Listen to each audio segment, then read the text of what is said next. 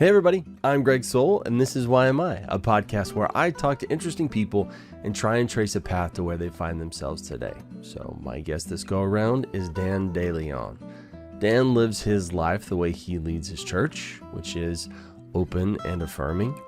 That was honestly a new term to me, but essentially it means that all people are welcome and supported. So no matter if you are able-bodied or not, whether you are somewhere in the LGBTQIA plus box of crayons, it's all the same.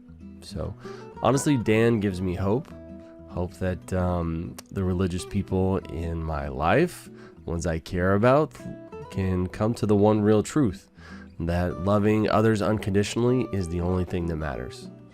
And you follow this principle first, and your faith should kind of fit in around that and not the other way around. I honestly learn a lot in this conversation, and I hope you do too. So please enjoy this chat with Dan. Dan, thank you for joining me on the Why Am I podcast today. I'm really glad to do it. Looking forward to the conversation.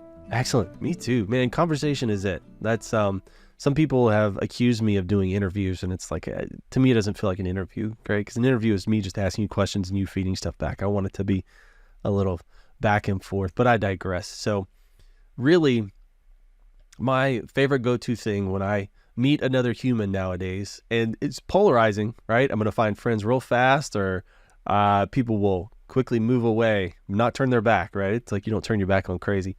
But I generally like to say, who are you, right? And I like to say it's not necessarily what you do for a living. I mean, that's obviously part of who you are, right? But everybody in your life sees you as something different, but only you really see yourself, right? You only know the real you. You're the only one. So that real you, who is that person? Like, who are you? I have to start by practicing what I preach, and at the risk of turning off listeners, viewers with being too preachy, I am a beloved child of God.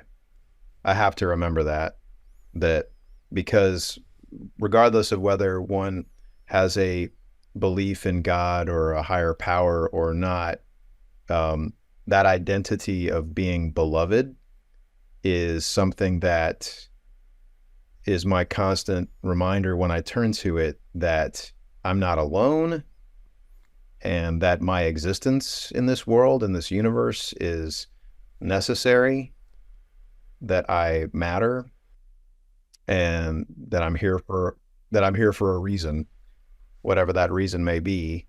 And I need to seek it out constantly with the confidence that I am, again, beloved.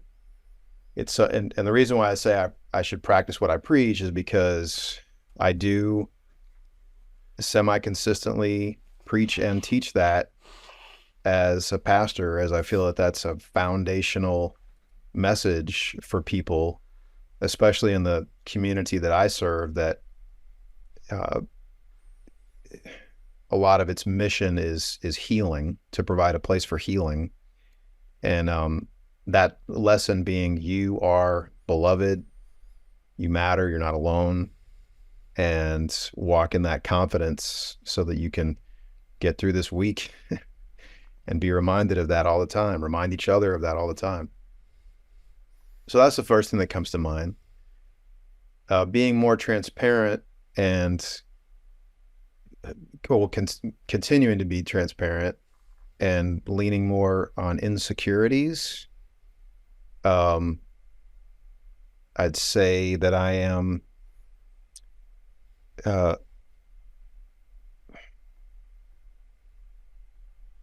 coward. And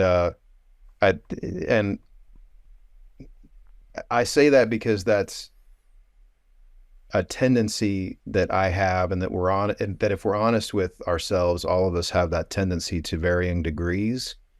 It's just something that my more childlike self was very timid and scared and afraid, and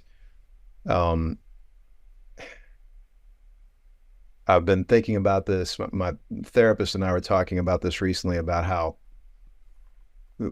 and they were talking about self-care is not how we should look at it. It's selves care, plural, because we are not any one self. We are a collection of all the selves that we have ever been. And so that means that I have to acknowledge who that self in me of when I was a child. And that child was afraid. And to that extent, when you ask, who am I? That piece of myself is a coward. I'm not ashamed of it. Uh, I don't try to beat it down, but I try to acknowledge it so that I can be honest about that and recognize my tendencies for that and try to give it assurance and strength when it's necessary and to let it breathe and be, who it needs to be when opportunities afford for timidity. So not trying to be too abstract, but that's what comes to mind. Yeah. That's that's a strong word, coward. You could have picked, if we open up the thesaurus, probably 100 different words to describe that. To me, that has like a definite negative connotation in most people's mind, right? To be considered a coward. And for you to call yourself that, it's powerful. Like why choose that word specifically? Because I don't like for words that have, I'm glad you mentioned that. I don't like for words that have negative connotations to have power over us that cause us shame. And a word like coward is something where you can say that to somebody and they will feel terribly ashamed to the point of potentially never recovering from it. The same can be said of the word liar. Yes. And that's one of the worst things that someone could be called is a liar or a racist, if you're called a racist. But if we're honest with ourselves, because of the culture that we live in, we internalize some of those things like racism, and we need to be honest with it and say, this is a piece of who I am and I need to deal with this and not be so ashamed of it that I deny it and do nothing about it. And likewise, if someone says I'm a liar, who of us has never lied for good, bad, or otherwise? But if someone says you are a liar, then because of the shame that's associated with it, you'll allow for it to consume you to the point that you deny it, and then you can continue those behaviors. And with being a coward, like I said before, I don't think that there's anything wrong with being afraid and so stricken with fear that you don't act when you are a child. That's a part of the innocence of growing up. But I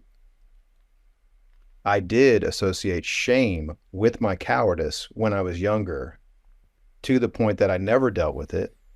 And so in my adulthood, now that I'm taking a closer look at it, I'm trying to own that in a way that takes power away from the negative connotations associated with that word. And then I can deal with it. Was it something that sits with you in your thoughts sometimes? Like you kind of go back to when I was a kid, I should have done this, I should have done that. Is that, does it really still hold power over you in that way? Mm-hmm. Yeah. But there's nothing I can do about those things. I think about things like,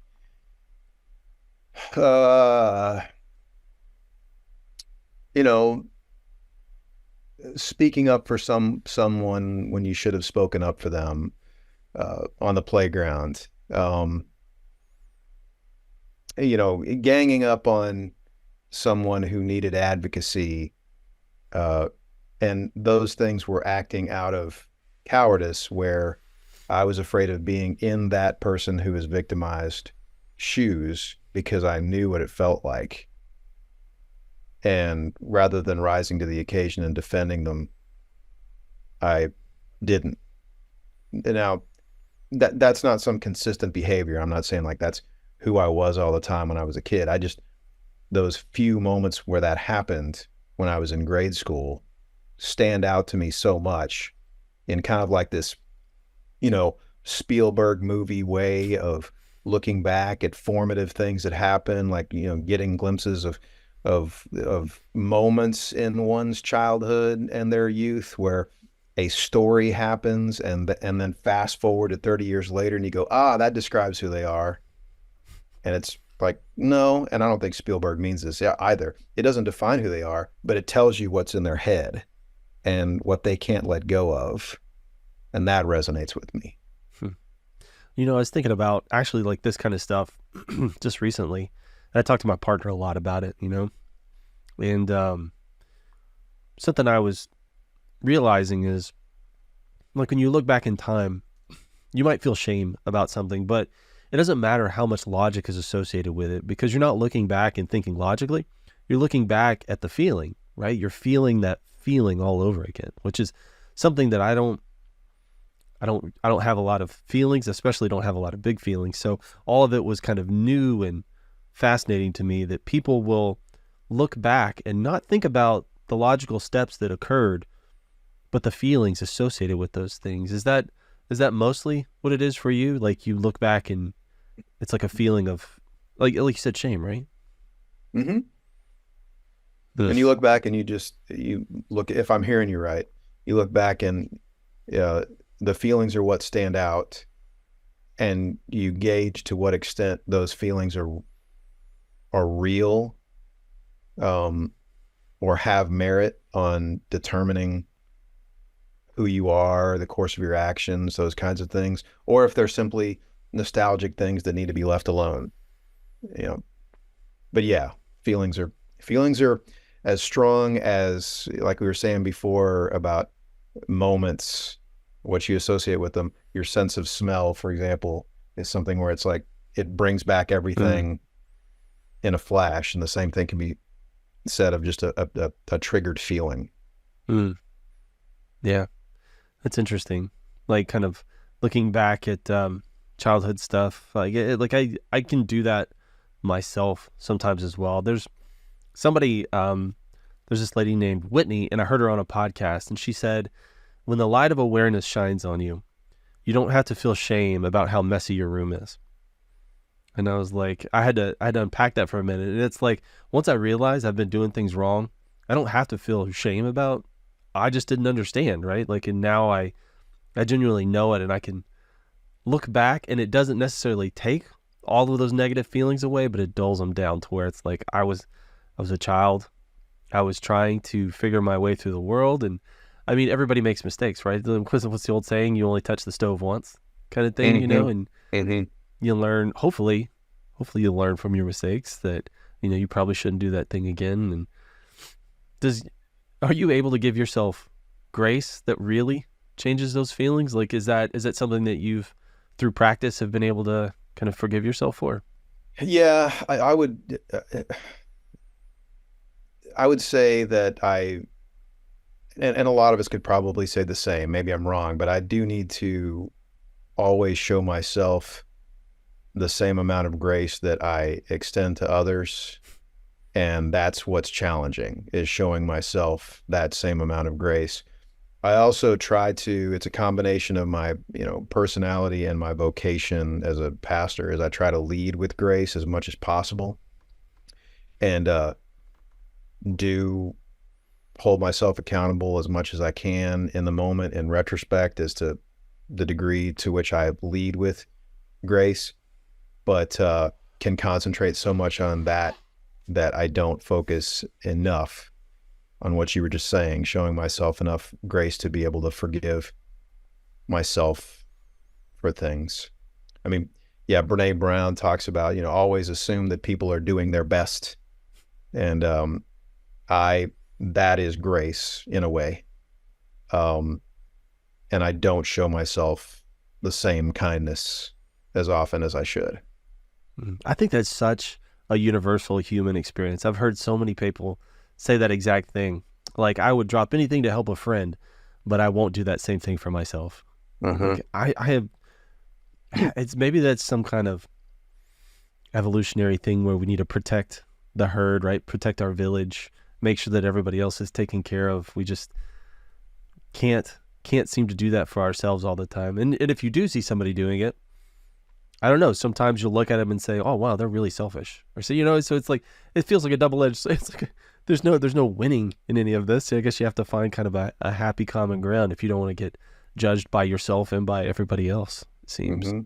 And how we treat ourselves is a projection onto other people very often. Where it just being preachy again, the foundational message of love your neighbor as you love yourself. It's very easy, we can think, to willfully love our neighbor, but loving ourselves doesn't come as easy. But you have to do both, because if you only love yourself, if you only show yourself enough grace that is minuscule enough to put into a jewelry box, then you only can go so far in how much love you will show to somebody else and how much grace you will share with somebody else.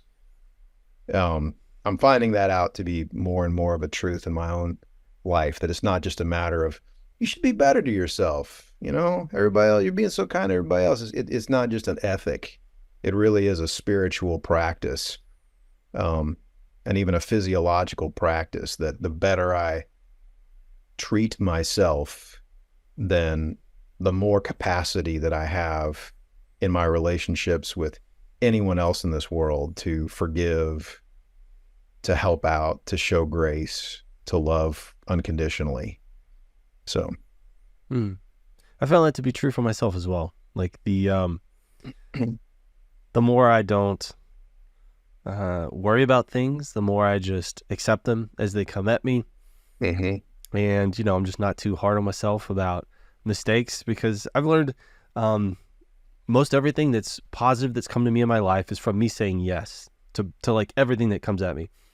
And I don't always know how to do the thing, but I figure it out, right? And sometimes I figure it out by doing it wrong a whole bunch of times, and then eventually it just works. It feels like if you were going to write a sentence about how my career has existed, it's basically failure until somehow magically it succeeds, and then I move on to the next thing where I fail at a whole bunch and then eventually succeed. But I've learned that I will fail, and I anticipate the failure, and I try and just look at everybody else around me and accept, because I think for me another problem was I used to put expectations on everybody else. Like, I see so much potential in this person. If they didn't live up to it, that was all inside my head, had nothing to do with them, and that would kind of hold me back from there. And so it's like you said earlier, like Brene Brown, it's like people are gonna, to me, they're gonna fail just as much as I do, and I need to keep that in mind and give them grace that I give myself. And I've gotten really good at giving myself grace, because somehow or another it always seems to work out. But I guess you probably, more than anybody else I've talked to, possibly interact with a lot of other people in kind of rough moments, happy moments, I'm sure, but a lot of tough times. And that's got to be taxing on you. Because, I know people say you can't take it all in, but it's like, I don't care what you tell me. Like, people, when they're in pain, like, I absorb that like a sponge, unfortunately. And I'm just curious how you've learned to deal with that sort of thing. Yeah, that's a really good question and a tough one to answer, but I'll give it a shot. What came to mind when you said that was this guy named Doug Anders, Reverend Doug Anders. He's no longer with us, sadly, died of cancer a couple of years ago, but he was the conference minister for the denomination that I serve, the United Church of Christ, for about 9 years. And when he retired, I remember him giving, a kind of farewell. He was having a farewell conversation, if you will, with a group of us clergy. And he was encouraging us with a reminder saying, if you think about it, what you do is uniquely powerful, because you get to see people at their best and you get to see people at their worst.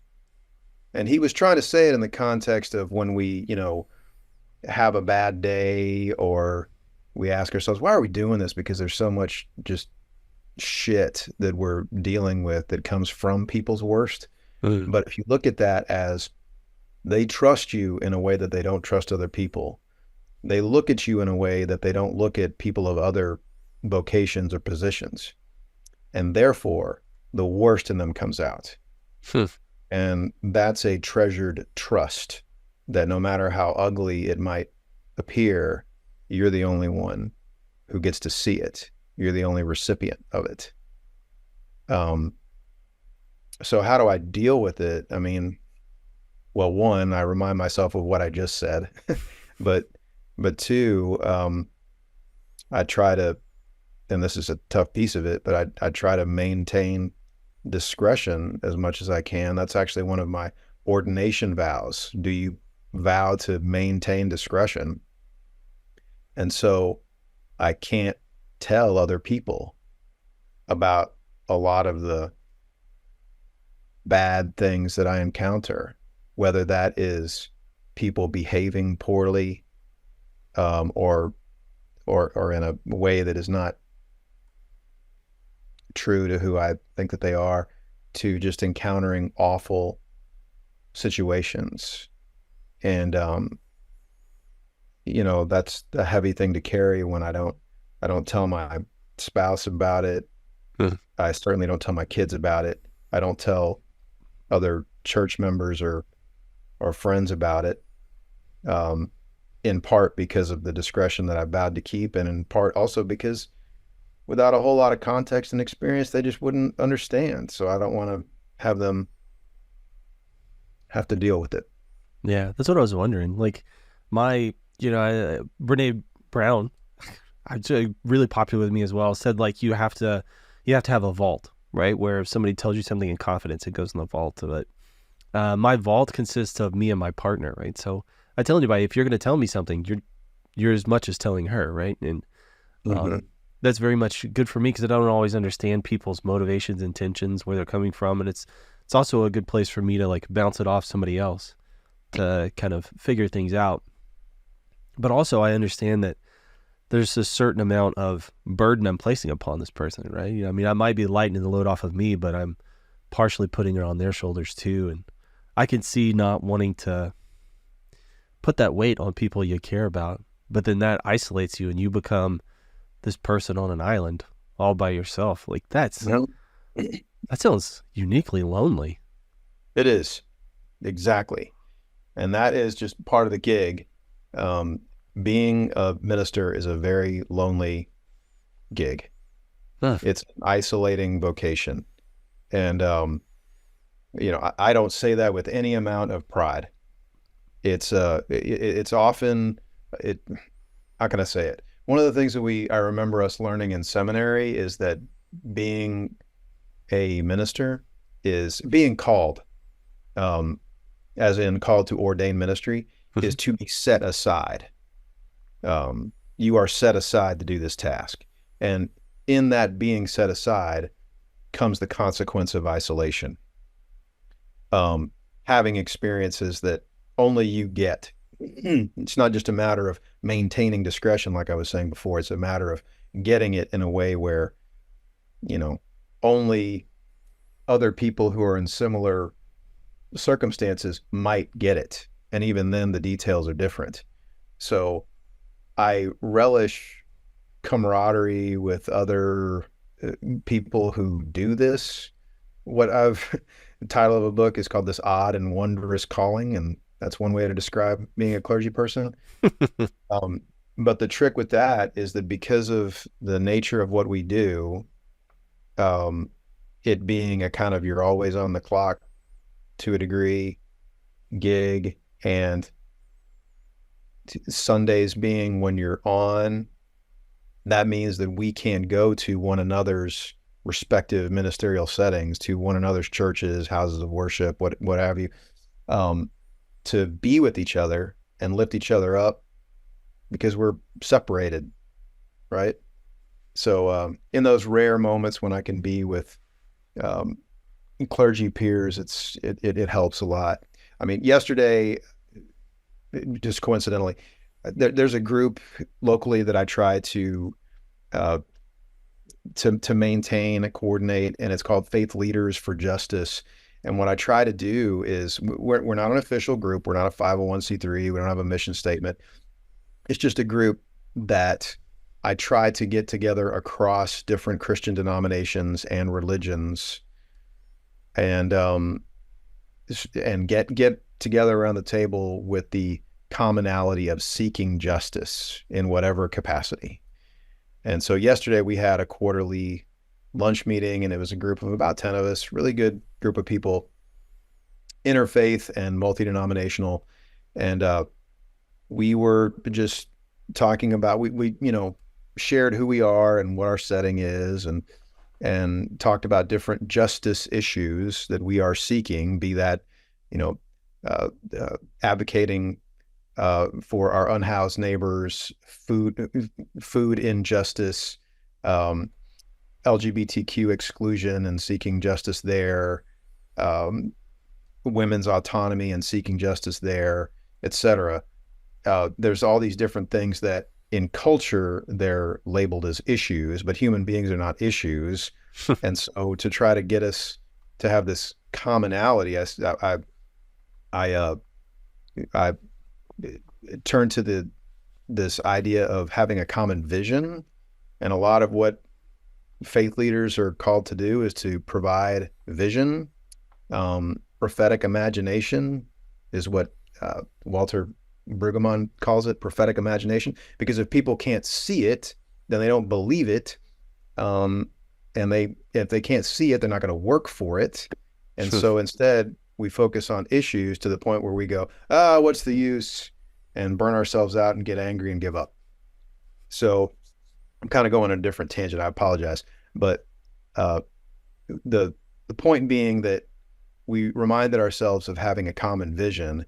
And so we responded to the prompt, which was, what is God's vision for this community? Or what is a holy vision for this community? And just responded to that prompt and then read them aloud. And there was just a common thread throughout, different words describing the same thing of just equitable care, prioritizing the needs of those who are most marginalized for the sake of the whole community, dismantling divisions, healing, treating each other with love and kindness. I mean, just all kinds of things that related to that. And the more we talked about that, getting back to the point of feeling isolated, the less isolated we felt. And it's encouraging to me that we can do that for each other in that space. And that's what I'm trying to cultivate. I stress myself out over, should this group be doing something? Do we need to have an action item? Do we need to have a statement, hold a press conference, do all these kinds of things? And, that's the kind of pressure we put on ourselves to always be doing something. But ultimately what we need to be foundational is relationships and trying to heal from that constant sense of isolation that can get the best of us. Do you think others, I mean, obviously that wasn't your initial intention when you started this group, but it sounds like it's absolutely morphed into that. Do you think everybody else understands it the same? Do you think they feel that as well, whether they have words for it or not? I don't know. I can't speak for all of them. I do know that some of them do, because they've said that provoked, but letting me know afterwards. I always feel uplifted when we get together and do this. And I feel more rejuvenated and inspired. And so I'm like, yeah, that's great. That's the idea. But that group initially got started a few years ago when our undocumented immigrant neighbors were feeling just scared and terrified, and the kids in public schools going, am I going to come home from school and my parents are going to be gone, and teachers not knowing how to deal with that and how to counsel them, and so that a cohort of local clergy who were hearing that got together to just lament that and try to figure out what we could do about that, and it just morphed into this group over time. but yeah, I mean, when you get desperate and you don't know what to do, then that can get the best of you. Mm. It's like, and because I'm wholly unfamiliar with this world, is like interfaith fellowship. I mean, is that pretty unique or is that pretty common? I really don't know. Depends on the context. I mean, in Bryan College Station, it's pretty uncommon. Um, where do you see uh, Christians from different denominations hanging out with each other? Where do you see Christians, Muslims, Jews, Unitarian Universalists spending time with each other, uh, being in solidarity with each other? It seldom happens, and it's not. I don't feel that it's not because of the stereotypical reasons that we have in culture of just, we are diametrically opposed to each other and all this kind of stuff, so we should not be with each other. It's more just because of the way we practice our religion, our faith and spirituality is so siloed, Hmm. right? And so no, it's not common. And that's another thing that we try to remind ourselves of around that table is what we're doing right now is uncommon. And so let's foster these relationships as much as possible so that, hey, if we end up finding an action item that we can act upon together, then thanks be to God and let's do it. But more importantly, let's continue fostering these relationships so that it will be more organic and we can find moments to be in solidarity with each other more informally in the community, and it won't be so uncommon, like you're saying, to have interfaith relationships, interfaith cohorts, that kind of thing. Yeah, it's interesting.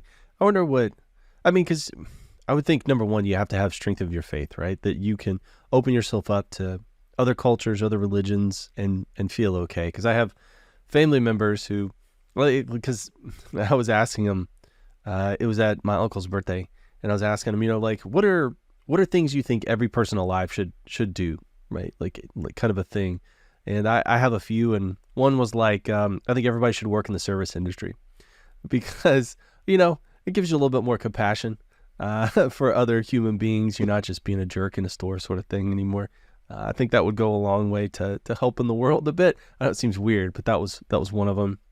Doesn't seem weird at all. I completely agree.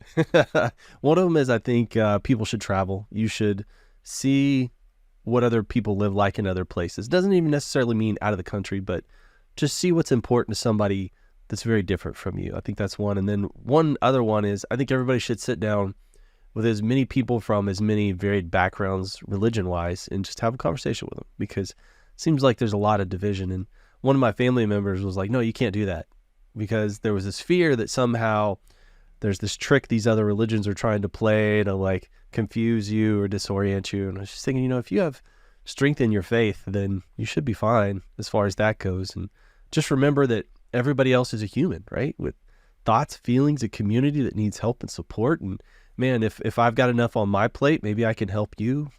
So just, Yeah. I don't know, all that feels important. And you're the first person legitimately in kind of a religion that seems to not just share that view, but live that view, which is like refreshing. Like I didn't know you existed, Dan. I mean, I knew you existed, but I didn't know people like you existed. There's a lot of me. There's a lot of us. Yeah. If I can give you hope with that. And thank you for saying that. I really do appreciate that. But yeah, with the example of your family member that said that, I mean, if the faith that we practice, whatever it may be, is in fear of being in conversation with someone who practices another faith or religion because it might rub off on us in a way that will compromise our faith, then what is the point of practicing that faith? That faith is completely, that says far more about the faith that we practice than it does about somebody else's faith or religion. If my God is so small that it will be, defeated by conversing with someone who practices another faith or religion, then that God is too small, right? Brian McLaren is an author who is known for a lot of his, he's a Christian author who's known for interfaith relationships and writes a lot to that effect. And he talks about how being in relationship with people of other religions and faiths does not compromise our own, from his experience, Christian faith, as it does strengthen it. I mean, the more that, and I attest to that, the more that I learn about the tenets of and experience of my Jewish neighbors, my Muslim neighbors, the more it solidifies my understanding of and the urgent need for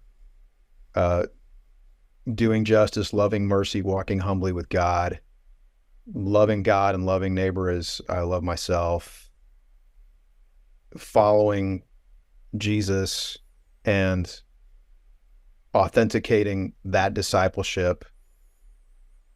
I could go on, but just that's what I walk away with, not oh my gosh, do I need to throw the baby out with the bathwater? That's never crossed my mind.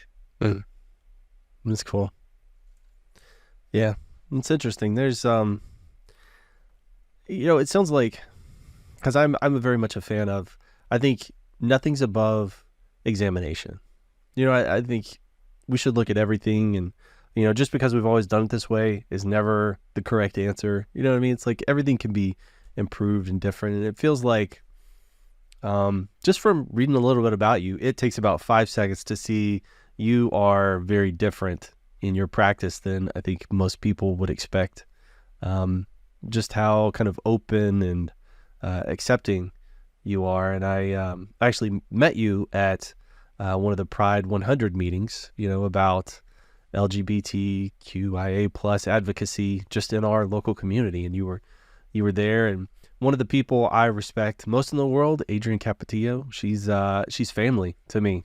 She really is. She goes to your church, and that pretty much said everything I needed to know. And so I'm just curious if maybe you'd talk a little bit about kind of your thoughts and feelings as far as all that stuff goes and how all that came about, because I'm sure it's an interesting story, which I genuinely don't know. So me being at the Pride 100 thing? No, not that. Just your beliefs, how you landed upon them, and because you're obviously a lot more open. I don't know how to eat that elephant. Well, one bite at a time. You're a lot more open and welcoming than most people I've interfaced with, not just somebody that wears a label like reverend or pastor, just in general, just a regular humble person walking on the street. You seem to be more open and accepting, especially as your faith is concerned. And I'm curious, how did you get there, and how do I help the people that are important to me find their way there as well? Like that kind of thing. Okay. Let me try to answer that. First of all, Adrienne's great people. Second, if we have time, I'd love to share a little bit of something about the Pride 100 thing, because that's kind of an interesting perspective too, that I've been wrestling with ever since that night when I was there, what you're talking about. But okay, so how do I come to this? The best way for me to explain it would be just with story, right? So let me just give you testimony as briefly as I can. I was raised in the Baptist church. I was serving a Baptist church in Austin when serving the youth ministry there. And at the time that I was doing that, we had a youth group of 20 to 30 kids. We take 40 kids on our summer camps and stuff like that. It was a really good group. And two of the kids in that youth group at the time were teenage girls who I still have a good relationship with to this day. Did one of their weddings. Their mom, Mary is her name, was attending seminary in Austin. And when she was about to graduate, she asked to be ordained. And the way that works in the Baptist church is the autonomy of the local church provides for ordination. The local church ordains. And so when she came to that church and asked to be ordained, they paused, and the church was divided almost down the middle as to whether to ordain her. Why? Because Mary is an openly gay woman who at that time was in a relationship with a woman who she still is married to today, who at that time, I believe they'd been together for 13 years. But so the church knew Mary, knew her partner, knew her family, knew who she was. And, Mary would volunteer with the youth group and things like that. And everybody was great. But then when Mary asked to be ordained, all of a sudden that was a problem. And I had recently been ordained. Excuse me. And I just saw Mary treated in a way that, in my opinion, was uncalled for, unfair. They would hold, the church would hold town hall meetings after worship services where we would get together and talk about what, why we should or should not ordain an openly gay woman. And I remember in one of those town hall meetings, Mary was put up at the front and asked a series of questions. One of them being, if a teenager came to you and told you that they were that they had sex, how would you respond to them? And the comment was made, we didn't ask Dan these questions. We didn't vet Dan with these questions. Why are we asking Mary these questions? That in and of itself said everything. But even the nature of that one example I gave is how one's sexual identity, whether if someone is queer, it is so sexualized that someone like Mary is asked questions about sex rather than questions about ministry and how she is going to, carry out being an ordained minister if she were to have been ordained. So I saw people treat each other poorly. It wasn't so much about the fact that I was in the camp that was saying, yes, we need to ordain Mary. It was more about how people from the two camps treated each other. And it was bad. I remember one person, Phyllis was her name, standing up in one of those meetings and just going, well, the devil's having a field day with us, referring to our terrible treatment of each other. And I saw how the toll that took on the whole youth group, especially Mary's daughters who were in my care. And my feeling then as now is this is not what the gospel looks like. This is not an embodiment of love. And so I carried that with me, and that informed my calling a great deal. And, fast forwarding to just a side note to the happy ending of that story, if you will, is that Mary withdrew her request to be ordained from that church. And another church, which happened to be a mission of that church, sought her out and said, we will ordain you, and we'd also like to call you to be our pastor. And she ended up serving that congregation as the Reverend Mary Wilson for several years, and a darn good preacher. Anyway, with me, that informed a good piece of my calling. And fast forwarding to the congregation that I serve now, the conference minister then for our denomination would worship at that church where I was doing the youth ministry to get away from work because he was not Baptist. Heard me preach a couple of times, gave me the profile for Friends Congregational Church and said, you should apply.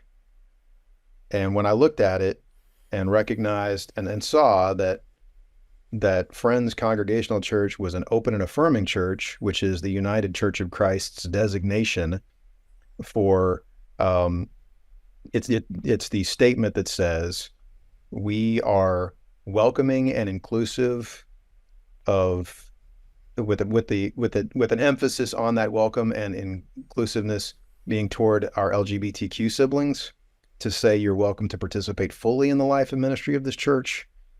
And that's what it means to be open and affirming. When I saw that, I I said, here is a church who has gone through those difficult conversations and made a decision, made a statement to that effect.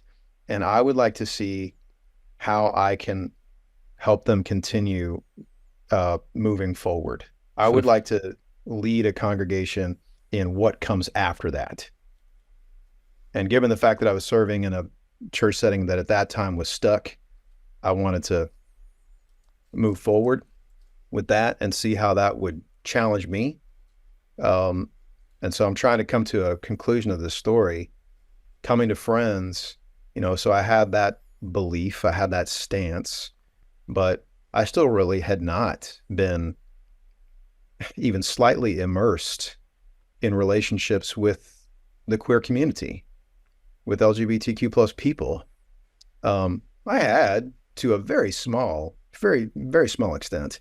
But then when I came to Friends, I remember on one of the first Sundays that I was there, a woman named Dinah, who's a really sweet and dear friend of mine, and came up to me and said, "Hey, I'm Dinah. I'm getting married to a woman and you're going to do my wedding." I was like, okay. And so I was just basically told with confidence, you are going to do this. I wasn't asked. It wasn't, are you comfortable with this? Are you okay with this? It was, you're the pastor of this church and you're going to do my wedding. And that to me was just an invitation into continuing to be, again, blessed and challenged with those perspectives that have shaped and molded who I am, my beliefs in that degree. I'll end it with this one more, just like quick story with it. Another beloved member of our church, his name's Brian Blake. He died a year ago. Actually, the anniversary of his death is coming up very soon. Unexpectedly in his sleep, young, just in his early 50s. Anyway, openly gay man with a husband, dearly beloved by not just our church community, but our whole community. And I remember when I first came to the church, he would text me at 10 o'clock and 11 o'clock on a Saturday night and go, "Hey, you should come to Halo," which is, the gay bar in downtown Bryan. And I was like, it's a Saturday night and I got to work in the morning. Plus, I got an infant son. He's like 5 months old. Like, I can't go. But at his funeral, I shared that story and said that in retrospect, that made me feel so very included, because here was a gay man telling this straight guy, you belong and you can still be a part of this community. And so that was an honor to me that I try to respect as much as I can by learning as much as I can continually from my perspective about what it means to be queer in a heteronormative world. That's I feel such like a juxtaposition. Yeah, well, that's just if we listen to that, I preached about that this past Sunday, is if we listen to those perspectives and grant them authority versus some pejorative alternative labeling, then that can teach us a lot about the faith that we practice and how important it is and how urgent it is. So if you can believe it, that's the short version of an answer to your question. Yeah, that was pretty succinct, and I think you gave me everything I needed. But what really struck me is, because I've never looked at it through these eyes, these goggles, these lenses that you have. So much of that community, their time is spent trying to fit into our world, right? Trying to not make a fuss. Let me blend. Let me not be a problem. And here you were going into their world, and you got a little taste of it, which that's never occurred to me, like that I would have to do that. I always assume everywhere I go, I assume that not necessarily that everybody wants me there, but that I'll sort of blend. You know what I mean? I won't have a problem. And so having to sit in that for a minute would probably almost be like an out of body experience. All of a sudden you have to be aware and think about those things. I never looked at it through that lens. That's wild. And back to what we were talking about before about uh, being isolated, that's another piece of this experience with the particulars of what we're talking about, is that um, very often, because I am a Christian clergy person, um, among many other of my peers, I'm sometimes held at arm's length because of being um, the pastor of an open and affirming church. And then when I am in queer community, um, because of the fact that I am a Christian pastor, I am held at arm's length as well. There's legitimate distrust of who I am. And so I have to earn that. I'm not trying to earn that respect so that I can be liked. I'm trying to earn that respect by being humble and listening for the sake of healing. In much the same way that, you hear about people at pride marches that are, Christians that have shirts on that say, "I'm sorry," and free hugs and stuff like that, so that some form of reconciliation can be established. It's similar to that, where I just feel like it's an honor for me to be in queer spaces of any kind, and I don't have the right to be. I lead with that, and so it's just a constant learning experience. And it hasn't always been easy, and it isn't always easy, but I don't walk away from that going, "Man, what's wrong with them? I'm trying to do right by them. They should, have more respect." That is a heteronormative, privileged response. Yeah. And so I try to check that and just learn. Yeah. I think this tickles in my brain, I think what you were talking about with your Pride 100 experience, because I heard somebody say something like, no offense to Dan, but, we don't always trust people coming from a church. Was that the experience you were thinking of? Oh, yeah. And I'm glad you mentioned that, because that's what ties off this loose end. I wanted to mention about that experience. So just to real quick context for your listeners and viewers, Pride 100 is a local nonprofit that strives to get 100 people together at minimum and get them to each commit to giving $100 toward a business nonprofit organization in our community that strives to be welcoming of, advocating for the LGBTQ plus community. And this is a relatively new organization. I'm happy to be a part of it, but we had a meeting recently where 3 nominees were selected to show up and give brief presentations, 5-minute presentations about who they are and what they would do with the money if they were to be selected by the group as the designee to get those, thousands of dollars.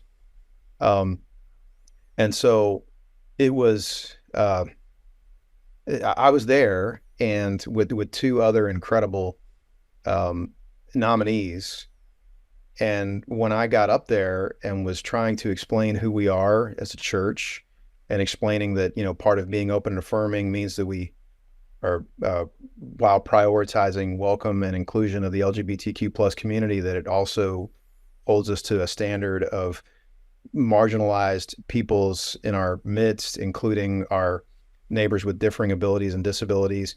And we don't have a ramp to our space, to our main space, that is, because the ADA does not require by law for churches to be ADA compliant. And so that's, and it's like cut and dried. That's what I was trying to present. And we didn't get selected, and I'm perfectly fine with that. And I because it frankly felt weird being up there when this is the thought that I was having.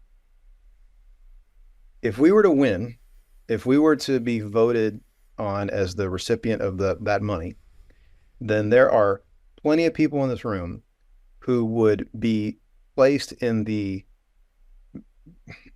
unwanted position of giving money to a church when they would never want to give their money to a church, no matter how well-intentioned, proven that church might be toward being inclusive of and welcoming of LGBTQ plus community. The church has caused so much pain and harm to queer people and their families and allies and friends, that how dare this guy come in here and try to force my hand to give money to his church. That was the thought that was going through my head.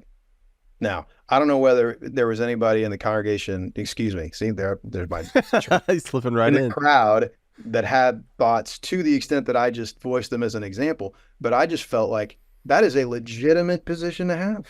And I don't want to place anyone in a position of like feeling compromised or unsafe. And so, you know, that's why I was very grateful that the Pride Community Center was voted on as the recipient and not our church. But you know, I'm thankful that that led to you and me, Greg, having this conversation. But I hope that whatever words I did share that night did give people some hope. If anything, that was what I was grateful for, you know. Anyway. Yeah, for sure. I think anybody that's an advocate, anybody that's kind and caring, I think giving them a voice is good. It sounds like you were actually relieved you guys didn't get selected. And would you have felt just, what would have been it would have been guilt associated with that? You think you would have felt like shame, like, oh my gosh, I can't believe I did this? I don't know about guilt or shame, but I would have felt bad. And I think the reason why was because I felt weird going into it that night.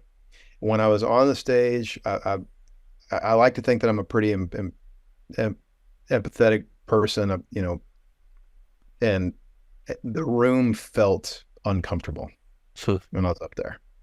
It felt uncomfortable. And so when I got done with the talk, I went, yeah, that doesn't feel right. And I knew we weren't going to win, but on the off chance that we did, I think I would have used that opportunity to say what I just told you in so many words. Like, yeah, but I'm thankful, but yeah. I think, you know, coming into it, I think I had my guard up a little bit. I mean, obviously Cap trusts you. And so like, I was pretty on board anyway, but hearing you talk, I think it was good. I think yeah, just like me, I'm hetero as well, right? So I don't face these struggles, but there are people in my lives that are extremely close to me that do. And so even before that, this stuff was kind of important to me, and because I have a lot of friends, you know, that are in that community anyway. But now that it's like so exponentially close, it's become even more important to me. And yeah, I have family members that actively do harm using that as their shield to hide behind. And I can't even begin to imagine the uphill battle you face every time you step out of the door. I never thought about it. Like, nobody wants to be Dan's friend. You know what I mean? Like theoretically your peers, and then the community that doesn't truly know you and your intentions. It's like it's just every day. It sounds like a mountain to climb, but you do it. To be fair, I mean, I've got friends, and I do feel loved. I don't want to make just like some pariah and nobody wants to be my friend and woe is me. I do. Yeah, no, I was being a bit hyperbolic. Yeah. But yes, to your hyperbolic point, that stands true. That just among people who don't know me, that is the feeling, that is the reception, and that's how I have to carry myself in the community. That's tough. Sounds like you do just as much work on yourself as you do for the community, which goes back to the point where you were saying you genuinely have to give yourself more grace to help everybody else. But that's all, I mean, it's all learning it's all a learning journey, right? It's like there's never a destination. It's always I'm on the path. Mm-hmm. It's tough. It's true. It's tough It's though. true. It's one thing I've learned is the hardest thing for me to change is my brain, right? Because it thinks it's trying to keep me alive, like it's trying to protect me from like saber-tooth tigers or something. I guess I don't know. Like there's a mammoth is gonna squish me. That lizard is So part of my brain. do you find that in doing more and more work on your brain, on yourself, do you ever find yourself in positions where you are with people that you love or that you respect, that you're close to in some capacity, and they haven't done the work on themselves that you have done on yourself, and so then you get like agitated by their perspectives, their outlook, their response to things? It's it's funny. It's kind of like waking up from the Matrix, and you see everybody else walking around, and they are theoretically just as capable of waking up as you are, but they choose not to seek happiness. And it's so funny. Like I don't know if this is your experience, but I've had to parent my parent before, like as an adult, and it's a weird experience, and you see them you see them like doing the same old, I like to think of people as like we have these patterns, right? And we walk in these ruts like our dogs in the backyard. They cut these patterns in the grass, and they do it so long over so many years that they can't see up over the edge anymore, and it's like you're so deep in this pattern you don't realize you're doing this anymore. But like you're perfectly capable. You're choosing not to seek things that will bring you happiness. Something I've told the people, because I know people in all faiths and not faiths, whatever, however you want to flavor it. It's like your deity of choice didn't put you here to be unhappy, right? So it's whatever you believe in, you're supposed to be kind to other people, but also be kind to yourself and look at that. But yes, especially when I initially started making real progress on myself, it's like, what's your problem? What's the holdup here? But again, that was me putting expectations on other people, and I've learned not to do that because it never ends well, and it's tough. I've just like when somebody asks you for actual advice, this is my experience. I would give I would give a story. I never tell anybody what to do, right? I just tell a story, and if they ask me the same thing, I might rephrase the story like later down the road. But if they ask me a third time, it's like, there's no value in this. We're not getting anywhere. So I'll just generally change the subject. I'm not sure how you usually approach these things, but I'm assuming you've done work on yourself. And you know what? Initially, it genuinely made me excited to see me growing and changing. And I wanted that for these other people, especially people that I care about and love. And maybe it was that excitement that made me a little too zealous at first. I'm curious your experience though. Gosh. Well, I guess my first response is, what do I do? I try to ask more questions. And what came to mind when you said I like to tell stories is that just reminded me of how Jesus responds when he is asked questions so many times in the Gospels is by asking questions right back. And so when people say things that inside are making me uncomfortable, frustrated, what have you, instead of going, what is wrong with you? Or can you hear yourself?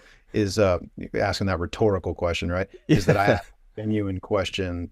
I try to ask a genuine question of, why do you feel that way? Why do you think that makes you feel the way that you do? And just see where that goes.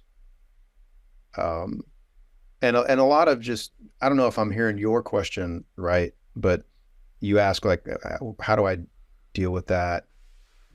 A lot of what we encounter when people are unwilling to concede anything about insert issue topic is that it's from a stance of fear that if I can see this, then it's exposing the holes in my belief system and ideology. And it's like the loose thread of a sweater where if you pull it then the whole thing is going to come undone. And there's that fear. And that can be anything from, one's political beliefs to one's interpretations of scripture that inform their stance on certain issues and all that. So anyway. It's something you said there made me think of this play I went to, not last Saturday, the Saturday before. I met this through the podcast, this fellow named Stan Zimmerman, and he does a lot of stuff. He's an amazing writer out in Hollywood and does all kinds of stuff, but he has this play where a friend of his committed suicide, and through the grief process and all of that, he was trying to reconcile all of it, and he just had this immediate response, I need to write this thing, and he came up with the idea and he put it together. And it's really powerful and kind of hard in some respects, but he tells the story of his friend and how he committed suicide, but interlayered in there are people's suicide notes, right? And they talk about the person, and then they read their note, and they have live actors that read their notes up there. Oh, yeah. And at the very end, because they're giving statistics throughout, they basically say that actually having these conversations, it's proven that they save lives, right? Having these incredibly tough, possibly taboo conversations literally saves people's lives. And they're saying that some people have this idea that if you come to a friend or a family member or anybody that you think may be in danger of suicide, and you ask them, if they're having thoughts about harming themselves or suicide, that somehow you're going to plant that idea in their head. It's that's not the case. You're not gonna magically plant this idea. In point of fact, you might actually save their life. Yes. Right? And so I think it's what you said there. I think that probably translates to everything, even parts of your faith that you are having questions about. Just because you ask somebody else about it doesn't mean you're gonna, like you said, pull the thread on their sweater. It's gonna completely unravel. It's not going to happen. If anything, you could maybe help them and ultimately hopefully help yourself. I think communication's so lacking. We're all so afraid that somehow it's going to do harm. And if anything, other than, bawling my eyes out at that thing, it taught me even the scary things are actually worth talking about. The uncomfortable things are worth talking about. And also, how would I feel if I didn't have that conversation and something happened? I don't want that. Like we talked about at the very beginning, I don't want that looking back, thinking I could have, I should have. I don't want that in my head. I don't want that in my heart. I just want to have those conversations. But it makes a lot of people uncomfortable. Not just the person initiating, but also the listener. That can be uncomfortable as well. So, do you have any sage advice for that? Gosh. Just to not shy away from it, I guess, is my first response. I mean, especially when it comes to the topic of suicide. I'm very passionate about suicide prevention. And, thankfully, I don't have an experience of if I had said this or if I had not shied away from that, then maybe this person would still be alive. Thankfully, I don't have that, but I do have, experiences with people who have taken their own life. Who have completed suicide. And if we're honest, almost all of us do as well. But we're reluctant to talk about it because for fear of that stuff getting on us or somebody else, like it's some, contagious virus or something. And just like you said, I mean, that's the fact is that we need to talk about it in order to prevent it. And the more we talk about it, then the less taboo it is. And so I guess this isn't so much advice as just kind of a practice and experience and holding myself accountable by saying it out loud, is that when it comes to preaching, that is a sacred task that we who are put in the position of preaching need to take seriously when it comes to who is your audience, who's your congregation, what are their experiences, where are they coming from, what needs to be said, And how do you do it in a way that is constructive, honest, good, but also that is sensitive to where people are right now. And it's like something that Jesus says, I have much more to tell you, but you can't bear them now, is what he says. That's something to keep in mind when it comes to any issue or topic. Things need to be said, but how are we going to say them? And so, we've talked about suicide, for example, in sermons, and that is a way of, if you approach it with those sensitivities in mind, then in the long run, you are creating for a culture that is not afraid to talk about that. And that looks for those signs, which is ultimately what we as a culture need to be doing, as mental health issues and suicide is just an epidemic. Yeah. It's the group that brought the play in, it was this Jewish community group. And at the very end of the play, they actually have a mental health professional there taking questions from the audience. So it's a requirement. He won't come and do it unless you do that piece, which I think is brilliant. It was like a good needed piece right there at the end. But one thing, the Reverend, I think, I can't remember what her title was, but she was talking about how, in their faith, in their community, that a lot of people don't want to talk about suicide because there's this shame associated with, if I commit suicide, then I can't be buried in a Jewish cemetery, or I can't have a Jewish service or any of that stuff, right? And so you just keep it in because of the fear and the shame of that.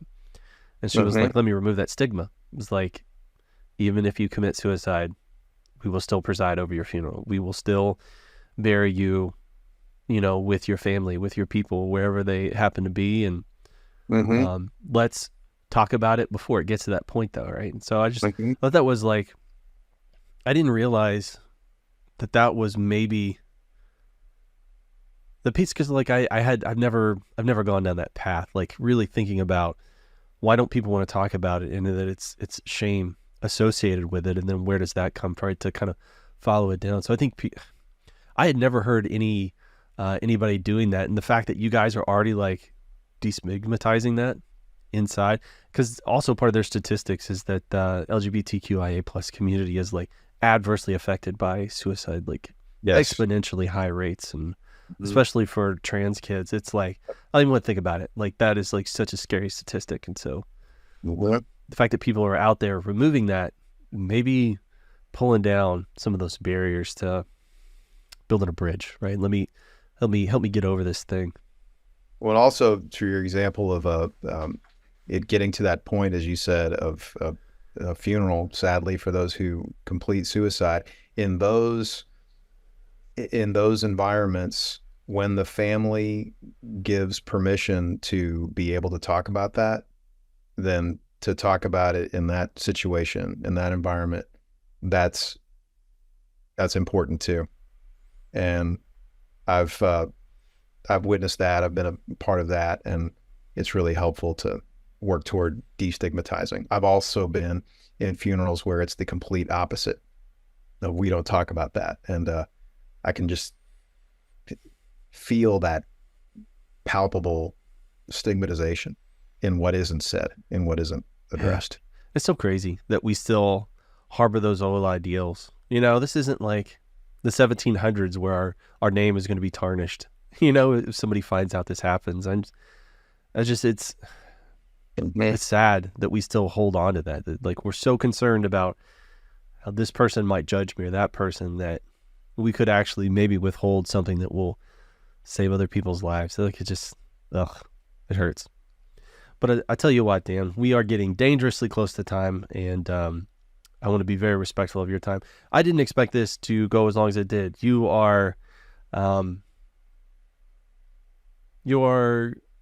very kind for this. Like, I often tell people that I see time as a gift, right? Because you can get all kinds of stuff, but you can't acquire more time. And I think I maybe mean it more on this one than I have in a really long time, because I was not unchanged by this conversation. So what I always hope for is that I'll somehow be a better human, and I think I am. And so I genuinely appreciate your time today for this. So right here at this point is usually where I ask people, so is there anything you want to promote? If you wanted people to connect with you, your organization, how would you want them to find you or find your group on the internet? Like, what are your favorite methods for people to do all that stuff?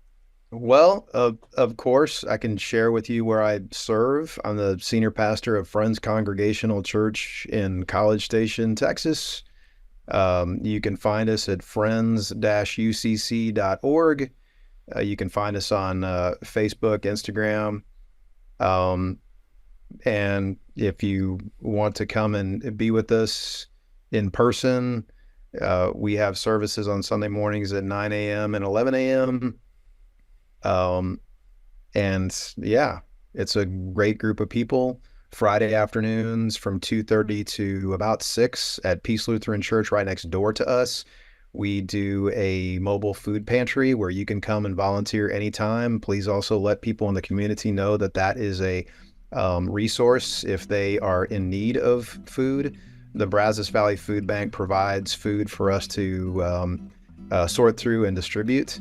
At that time, it's just a drive-through food giveaway. So that's every Friday at Peace Lutheran that we strive to be a part of.